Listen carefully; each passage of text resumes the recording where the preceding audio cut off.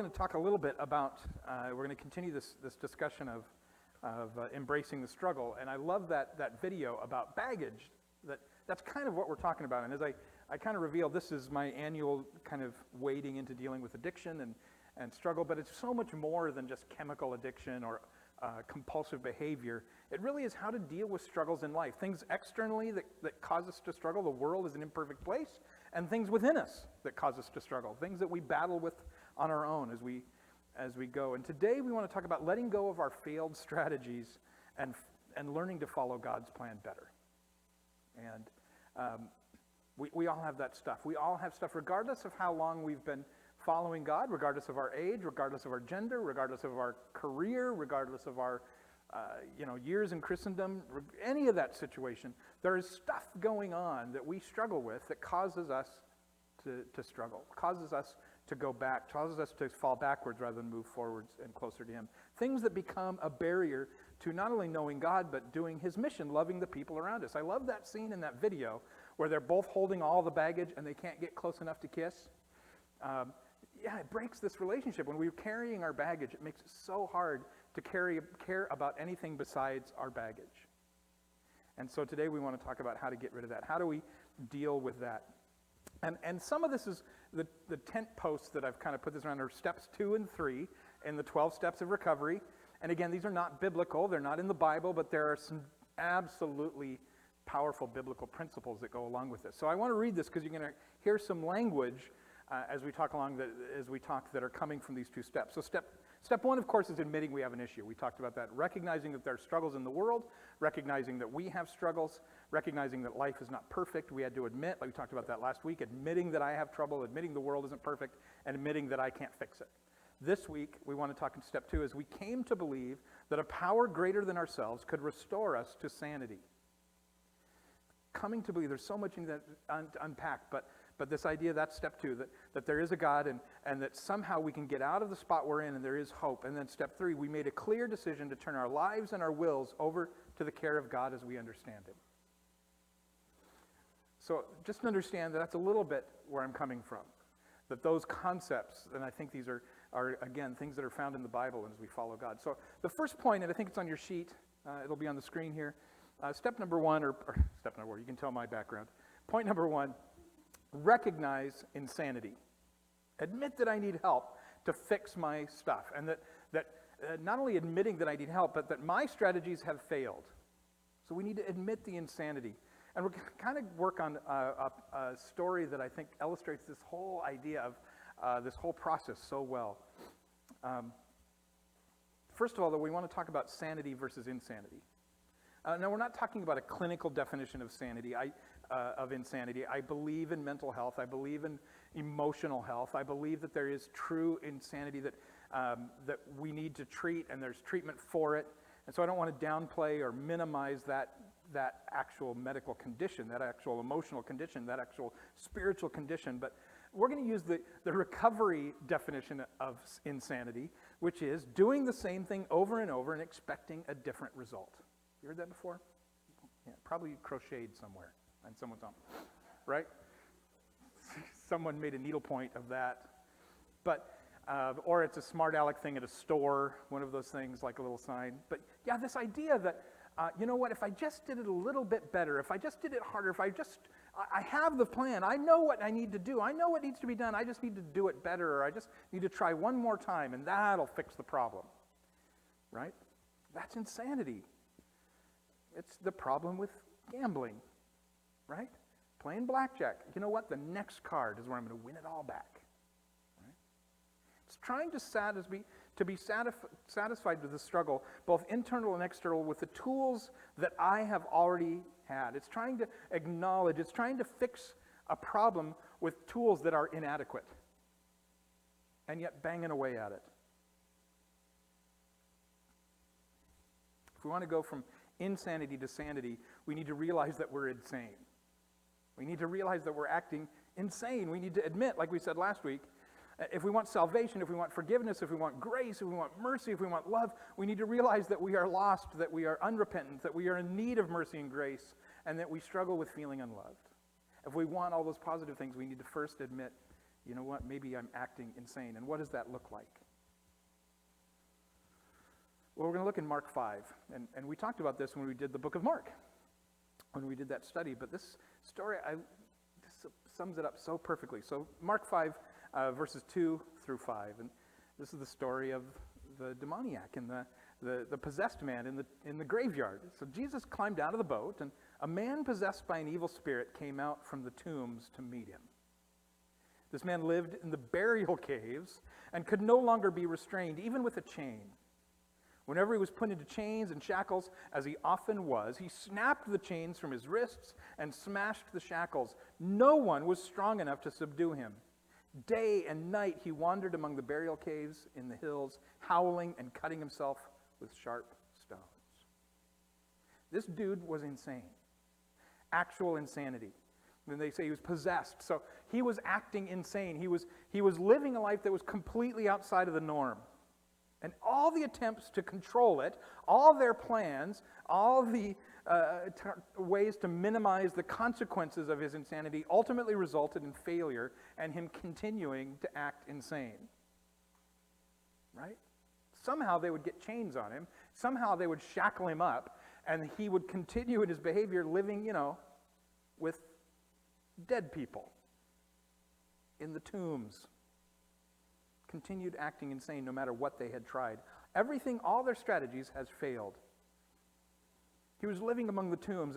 And here's the thing, that's just where he lived. I love that Jesus gets out there and it says he came out of the tomb to greet him. Like, oh, I have visitors. I'm going to come out of this grave and say hi. To him, that seemed normal. That's where he lived. But to everyone else, they knew that that was not okay. It was not okay that he was howling at night and trying to cut himself. So often, when we're in the middle of battling our struggles, we're in the middle of our addiction, when we're in the middle of carrying that baggage and the failures and the difficulties that it brings up in our lives, rather than actually giving up and learning to really deal with it, we try and fix it ourselves, and we try and find ways to manage, and we think we look really normal. Until eventually that becomes our norm. That's where I just live in the tombs. Why are you guys telling me to quit living in the tombs? That's where I live. That's my house. Third cave to the left, right? That I live in the tombs. Normal becomes aberrant, and our chaos becomes normal. That's insanity.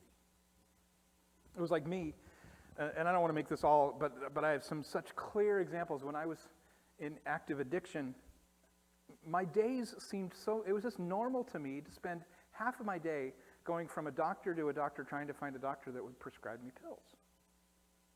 And keeping it a secret from everybody around me. That's not a normal way to live, but that became my norm. And when I got out of it, looking back, going, oh my word, what was I doing? And so many things seem so normal when we're in the middle of our struggle, when we're carrying that baggage around. Again, in that video, when you're lugging around 7 pieces of baggage and just walking down the street, that is not a normal way to live. And yet it becomes our norm. This idea of being insane, this idea of living in the tombs, is trying to do the same thing without success and then trying to do the same thing only harder. I've thought of, again, some personal examples. The first time when I was just learning how to work on cars, my dad and I were going to replace the alternator on a Honda, was it a Honda, Toyota? Anyway, I had this horrible old car. And we were both like, it shouldn't be too hard, right? We bought the alternator, made sure we got the right one, and we were trying to get it out. And my dad and I both fix things the same way. Deb invented the phrase, we fix it till it's broke. So we'd continue, we kind of thought we had a good handle on what was going on, and we could not get this alternator out. We unbolted it, got everything done, could not, it was kind of wedged in there like that is, if you've ever worked on a tiny little compact car that everything's stacked on top of each other, and we could not figure it out. Finally, I went in to go, this is back before smartphones, I had to go into the computer inside, walked inside, up the stairs, Googled it, tried to figure out, it said how to take it apart. We had done all the steps, I walked back downstairs, we could not figure it out. I came out and my dad had in his hand a piece of firewood, a rope, and a hatchet. And he says, I think I've figured out how to do it. And I said, shows you my relationship with my dad. I'm like, all right, seems smart to me. So our answer to get that out was to hit it harder. So we put the piece of wood, actually, I'm not going to go into the details, but the point is, we just wanted to we tried it harder. The reality was there was one more bolt underneath that we couldn't see that was holding it in. And once I went like, hey, I think there's another, and I took that bolt out, came right out. One of my favorite things is Lorna Doone cookies. Anybody else like the Lorna Doones? Oh, Lorna Doone. I decided I was going to figure out this during COVID. I was going to learn how to make Lorna Doone cookies. And here's the thing. I usually just follow a recipe, and I decided to make them, and I could not, they turned out wrong every time until finally I read the recipe and I decided, you know what? I thought I knew better than the recipe. The recipe said, freeze the butter, cut it into cubes, put it in one at a time, slowly, mix it in, because the butter, I'm like, why would the butter have to be frozen? That's the stupidest thing I ever heard. But if you don't do it that way, it melts too fast and cooks and makes one big sheet of Lorna Doone that doesn't actually taste and sticks to the pan.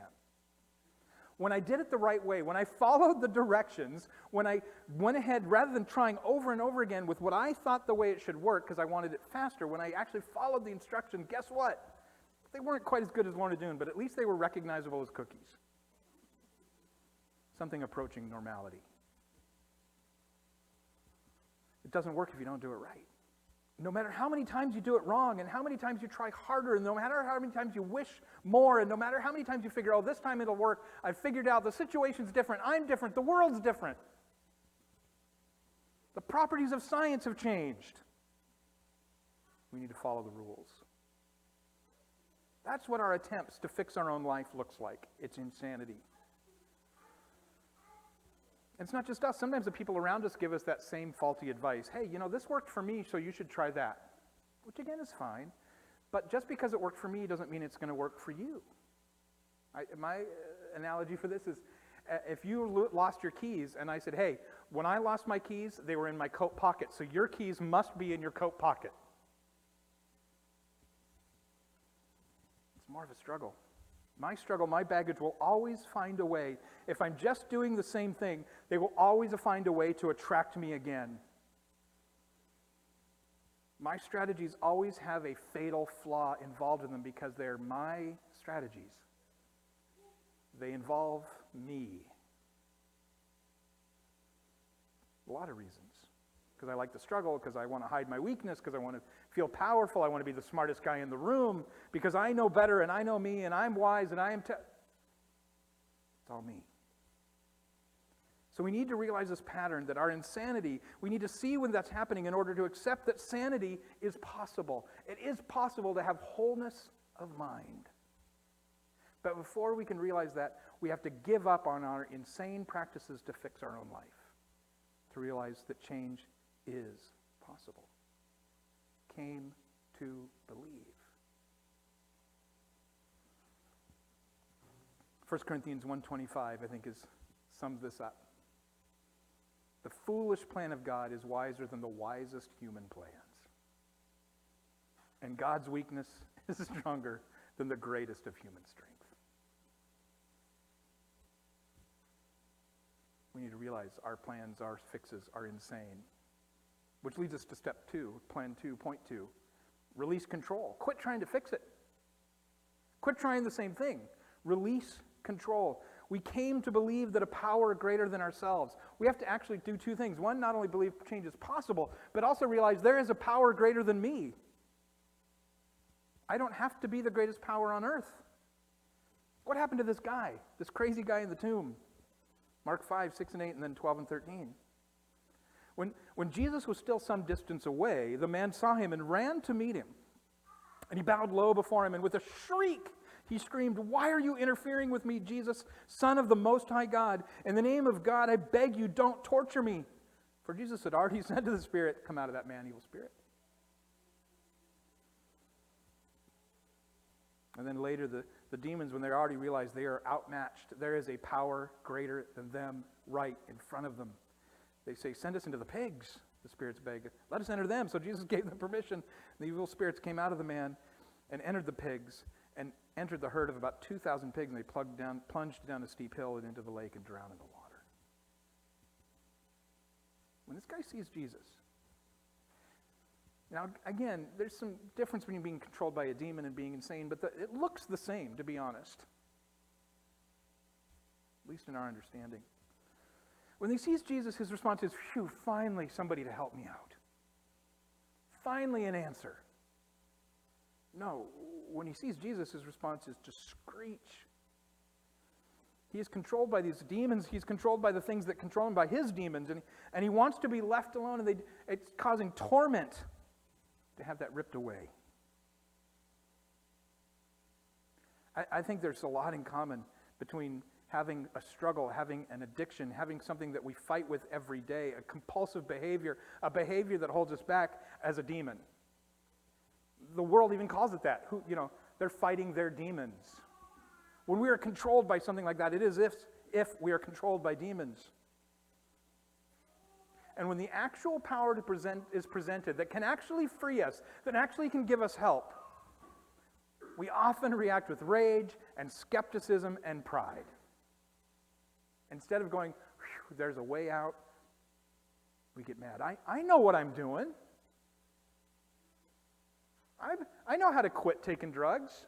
I've done it hundreds of times. But the demoniac, the insane man, recognizes Jesus as a power greater than himself. And then Jesus demonstrates it by actually healing him. And I like that Jesus did it from a long way off. The demons didn't get mad until they were presented, realizing, oh no, we're being cast out. Jesus is the higher power. Sometimes people get offended by that phrase. Christians will come into a 12-step group and be like, well, I know who the higher power is. Yeah, absolutely. But do you really treat Jesus like he's your higher power? Do we treat Jesus like he's more powerful than us? Or do we treat Jesus like we're more powerful and we're asking him to do some stuff for us? I've got some instructions for you, Jesus. If you could just do this for me, that'd be great.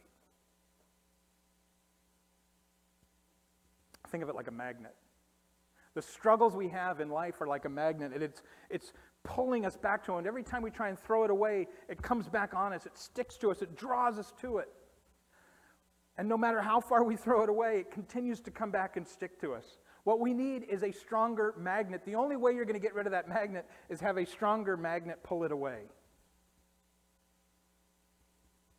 Not better rules, not better believing, not more accurate doctrine, but the grace, the pull, the magic, the mystical, powerful pull of the grace and love and sacrifice of Jesus Christ. Before we can hold on to something better, we need to let go of what we're holding on to. This small step, we talked about the small change, this small step of release results in a huge result of freedom. We need to stop demanding that we get credit for the fix and realize there is better help. Help is greater than what I have proven over and over and over and over that I cannot repair. There is a higher power. We know it's Jesus Christ, and we need to treat him like it. We need to acknowledge it, and we need to take that seriously.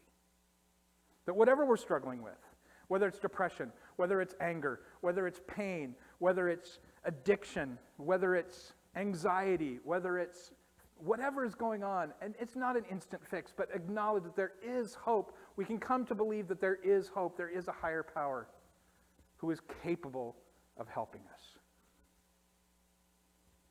That there is actual power. There really is an ability to make deep and real change in our life. It may not be fast, it may not be easy, but it exists. And it is actually bigger than my pride and struggle. Philippians 2:13.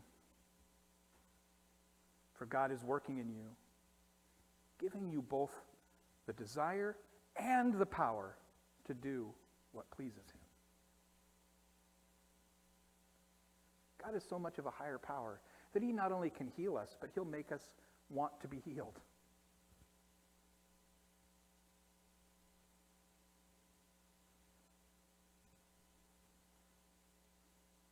We need to quit being insane, acknowledge our insanity, release what we've been doing, give up on our own strategies, and thirdly, rely on God. Accept that help.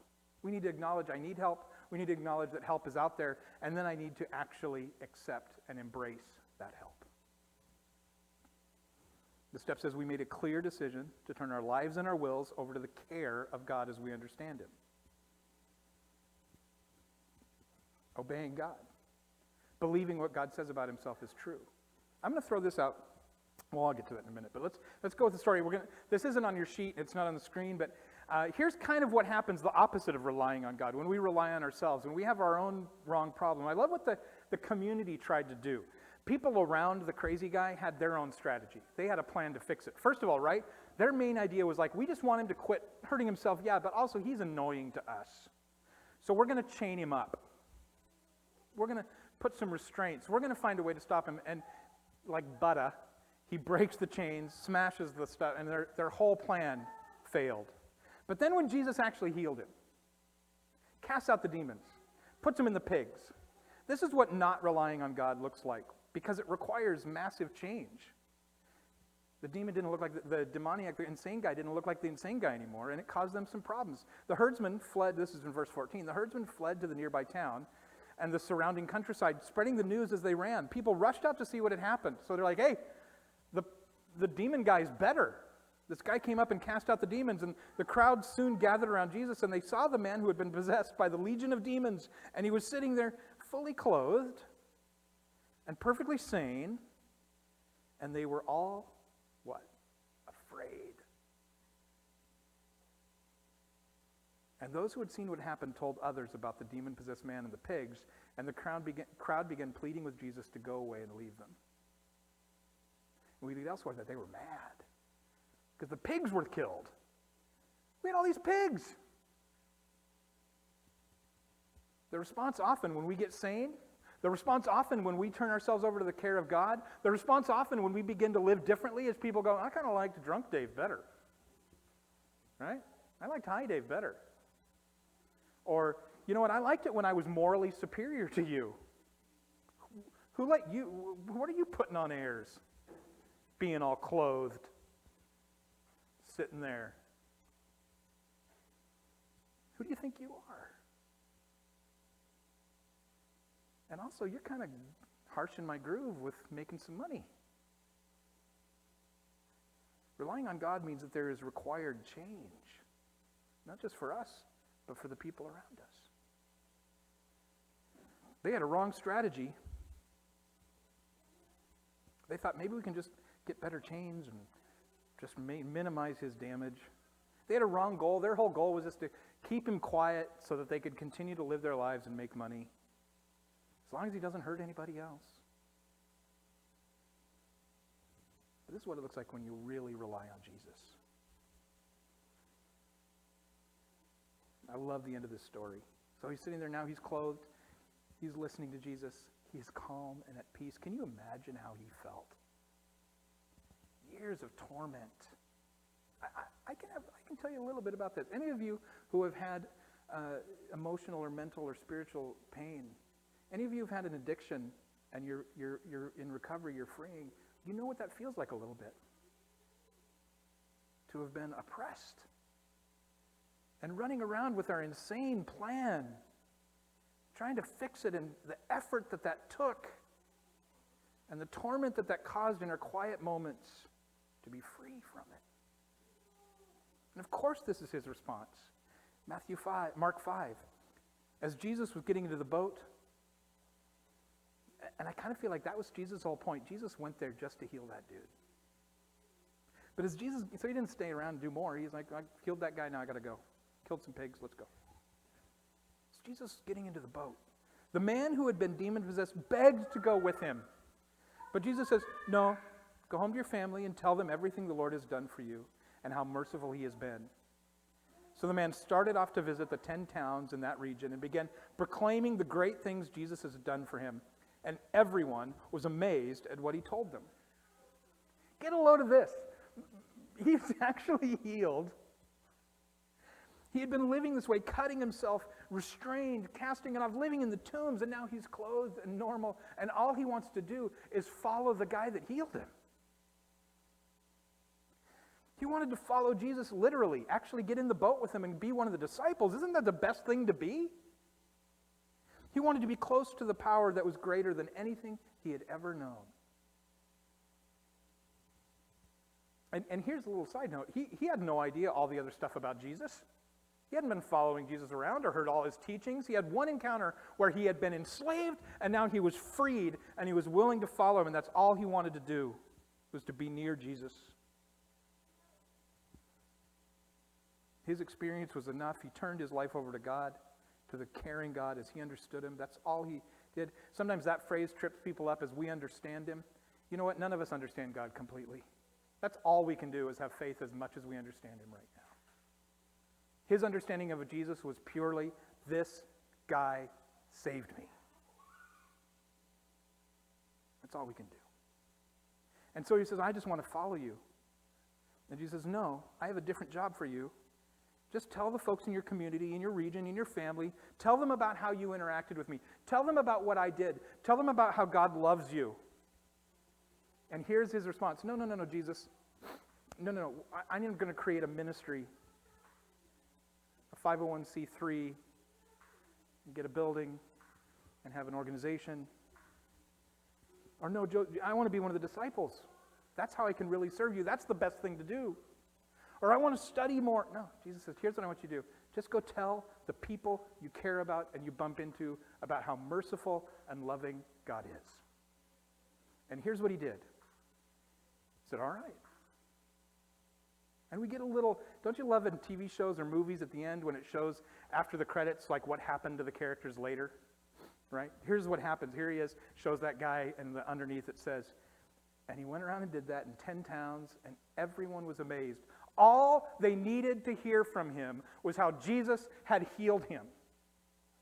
They did not need doctrine. They did not need theology. All they needed to hear was, oh yeah, I was insane, and this guy showed up, and he cast out the demons, and look at me now, I'm clothed, living in a regular house.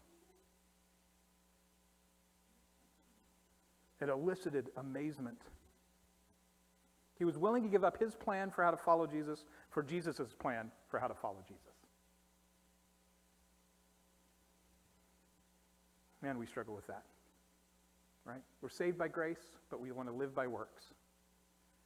Here's how I'm going to serve you best, Jesus. I have a perfect plan. So we were insane in how we were trying to deal with our struggles. We still are. And then we become insane in how we want to serve Jesus. Here's my plan, Jesus. Thanks for helping me out. Now I've got it from here. So what does it mean to practically rely on Jesus? I mean, it admit that there is a better way than mine. And then we begin to act as if it's true. Take Jesus seriously. Tell people about him. If we want this group to grow, if we want to see people around us grow in Jesus, you know what you need to do? Tell them how you've been freed. And maybe it's not as dramatic. Maybe it's a small thing. Maybe it's something just this week. I was worried about this, and this is how God has helped me. When you begin to live that way and take Jesus seriously, it will elicit amazement.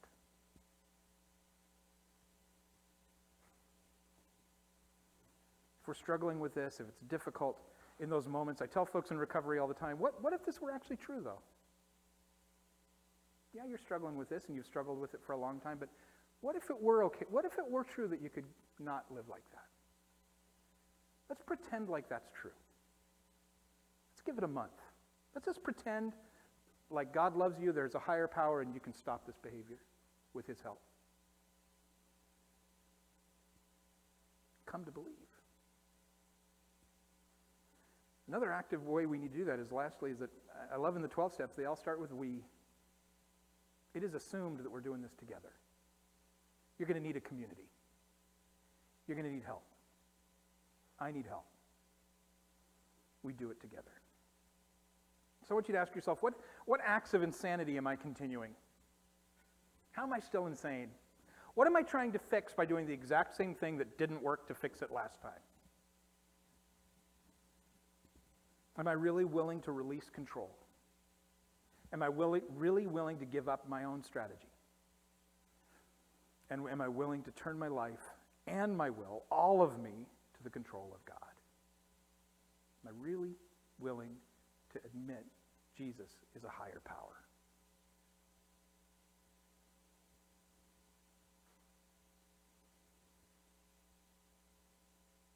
I'm going to pray and then we'll be done. God, thank you so much that you love us enough. You are powerful enough. You are caring enough to care for all of us. You love us, the good and the bad. You love us exactly where we are, and you have invited us to sit at your table. You have invited us to let go of the things that burden us. You have invited us to just be with you. God, help us to do that. And help us, God, as we experience the freedom every single day, as we continue that process and do it over and over again, that you're never disappointed with us. You're never just done with us. You're never angry at us for coming to you again. You embrace us and love us in the middle of our struggle. God, help us to turn to you again today with whatever we're struggling with. To let go of our own plan and accept yours. To obey what you've told us. To love you with all our heart and love the people around us. God, thank you for your sacrifice. Thank you for your Son. And in Jesus' name, amen. We'll end with this benediction today. Matthew 11:28. When we let go of our stuff that's such a struggle, our insanity that's so hard, when Jesus said, "Come to me, all you who are weary and carry heavy burdens, and I will give you rest."